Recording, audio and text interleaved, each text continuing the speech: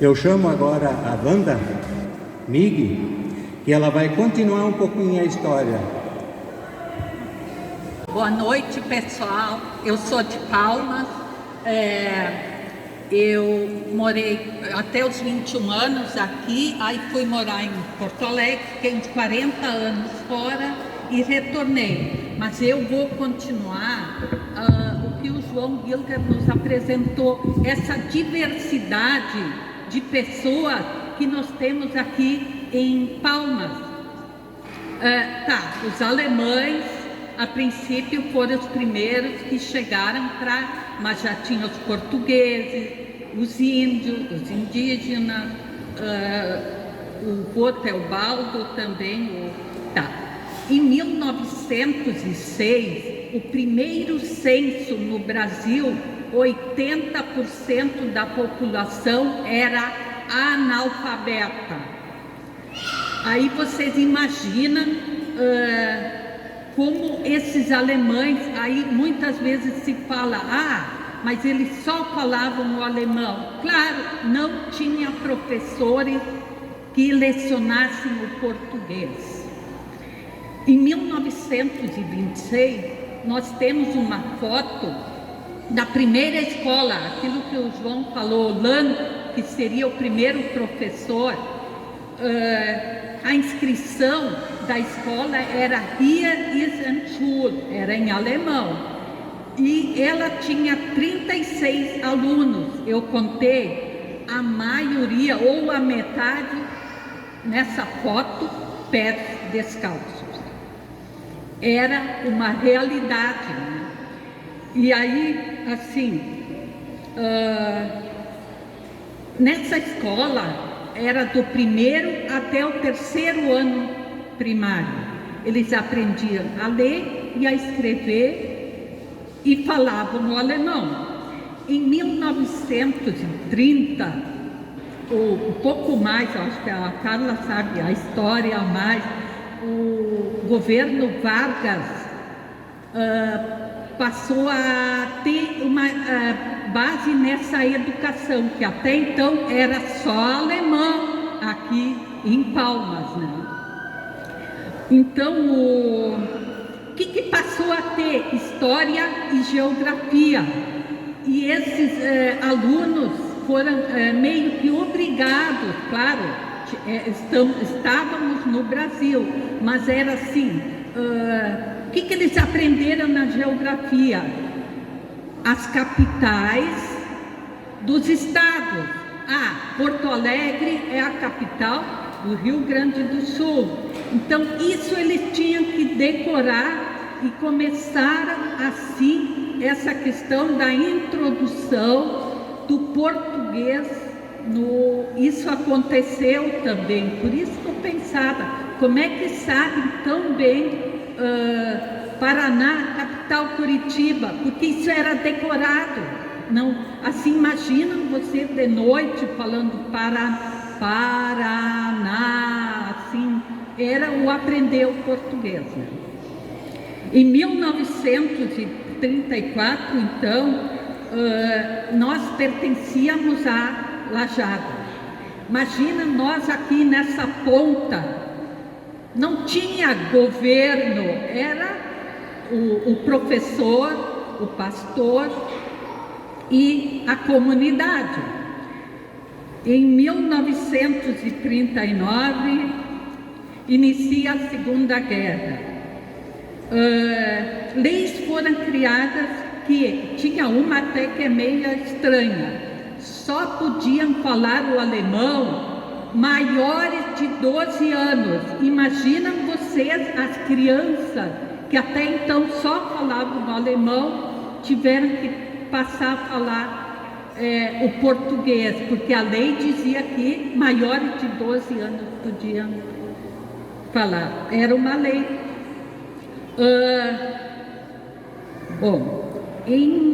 A Karen, essa que participou lá no seminário, ela apresentou que em 1945, 95% dessas pessoas nasceram no Brasil, mas elas não falavam o português, porque o governo não fornecia, não dava essa educação, né? É a grande contradição. Então, aí, a socialização primária, eu aprendi a falar o português com uma italiana, de origem, era a Cleusa, estava falando com a Marte, com ela que nós aprendemos antes de entrar para... Então, é essa diversidade, aqui em Palmas, a gente acabava falando com origem italiana, que é mais fácil eles falarem o português, porque eles são a latina, né? A latina. Tá, então essa minha vizinha, aí que eu fui para a aula. A construção da RS 130, ela, como é que eu vou dizer, ela teve um impacto grande nessa diversidade, porque o Morro Gaúcho, eu sou do tempo que eu subia o Morro Gaúcho por uma trilha, por detrás não tinha. Aí, em 1971, engenheiros, a Ostra, todos se instalaram aqui, porque dá para afirmar quase que todas as pedras usadas para a RS 130 foram tiradas do nosso Morro Gaúcho. Então, essa construção da RS 130, ela também trouxe trabalhadores de outros estados, do Nordeste, que também nós tivemos que nos adaptar, mas a gente convivia com isso. Bom, de outras pessoas, então. Aí, assim, as escolas em Palmas, eu estava fora, mas aí Tororó, a Betina, que é a nossa diretora, as professoras, tem hoje toda essa diversidade. Escola São Carlos não funciona mais, não saberia dizer se tem alunos lá de cima, mas acho que não, né? Palmas Baixa tinha municipal, também era uma escola do município. Bicudo, mais de capitão, também era a etnia italiana, a Jura, né, que era mais da parte o São Roque, que tinha o Quilombo do Teobaldo, reconhecido em 2004. É importante a gente conhecer a história do Quilombo, porque um antropólogo fez o levantamento que o Voteobaldo nasceu lá em Estrela, mas era uma época da lei do ventre livre. Eles tinham a liberdade, os pais ficaram na propriedade e eles foram largados assim no mato. O que fez ele vir para cá, ele comprou essa área de 24 hectares, aí foi reconhecido esse quilombo em 2004. Então, essas escolas todas foram unificadas hoje na Itororó, mas é essa diversidade que muito se fala.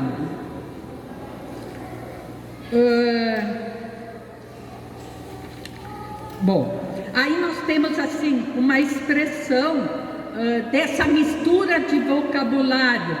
Eu vou falar uma frase em alemão. Die Guriches fehlen als Mol in die Schule. Isso é uma mistura. O Die Guriches, o guri é uma palavra indígena. Aí se diz Die Guriches fehlen als faltam Ausmol, aquilo que eu acho que o Eduardo falou, aqui se fala algumas palavras Westfalen. E Indischur, há uma mistura, a gente pega emprestado, até dos indígenas, tem muitos empréstimos que se dizem. Então, não se deve perder esta memória do passado, repensar a nossa condição humana e dialogar em nossa diversidade, né? São várias etnias mas a alemã, em função também, eu acho que sim, é a língua que é um pouco diferente da etnia dos italianos, os portugueses, ou assim, a mobilidade que vieram de outros estados pela construção da S-130, eles não ficaram muito aqui, mas foi tudo impacto nessa nossa diversidade. Então, poderia-se falar mais do porto. A Palma tinha um porto, o pessoal diz que trazia, claro, isso é relato, gente, batatinha lá de Linha-Argola para levar essa produção para Porto Alegre, e de lá eles traziam outras mercadorias. A questão do Kerp, salão de baile de Kerp, que iniciava às 6 horas da tarde, eu só fiquei pensando, alguém poderia, e na época que não tinha energia elétrica, como é que eram esses bailes à noite? Então, tem essa questão, então, é isso, pessoal.